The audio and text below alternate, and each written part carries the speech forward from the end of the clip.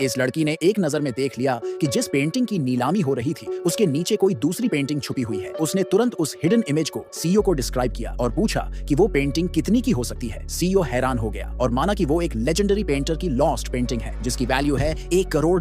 लड़की, जिसे पैसों से बहुत प्यार था, तुरंत एक्साइटेड हो गई और उसने $2 करोड़ की बिड लगाई। लेकिन वहां मौजूद एक जेलस औरत ने उसका मजाक उड़ाया और कहा कि वो बेवकूफ है जो 1 मिलियन में एक ऐसी पेंटिंग ले रही है जिसकी वैल्यू सिर्फ $10 है। सब लोग हंसने लगे, लेकिन लड़की ने बिल्कुल नहीं डरते हुए जवाब दिया कि उसका हस्बैंड, जो कि खुद सीईओ है, के पास इतना पैसा है कि वो पूरी ऑक्शन खरीद सकता है। सीईओ मुस्कुराया, अपना कार्ड निकाला और बोला कि जितना चाहो खर्च करो। और ऐसे पेंटिंग उस लड़की को मिल गई जब किसी को यकीन नहीं था उस पर। बिना किसी डाउट के उसने पेंटिंग की कैनवस फाड़ दी जैसे उसने पहले ही प्रेडिक्ट किया था। अंदर सच में एक और पेंटिंग थी और जब उसने सबको दिखाई सब शॉक्ड रह गए। लेकिन किसी को नहीं पता था कि ये लड़की आम इंसान नहीं थी। बचपन से वो पहाड़ों में रहती थी और ट्रेनिंग ले रही थी। वो एक हीलर मास्टर की स्टूडेंट थी, एक यंग टाओइस्ट मंक लड़की। वो ना सिर्फ फास्ट थी बल्कि उसकी मेडिसिन उसके मास्टर से भी ज्यादा पावरफुल थी। लेकिन एक दिन उसे एक लेटर मिला जिसकी वजह से उसे पहाड़ से नीचे आना पड़ा। उसे एक शादी का वादा निभाना था। फियांसे एक बीमार लड़का था जिसकी एक टांग खराब थी और बस 6 महीने की जिंदगी बची थी। असल में उसके पिता और सीईओ के पिता ने सालों पहले ये रिश्ता तय किया था। पहले ये शादी उसकी स्टेप सिस्टर से होने वाली थी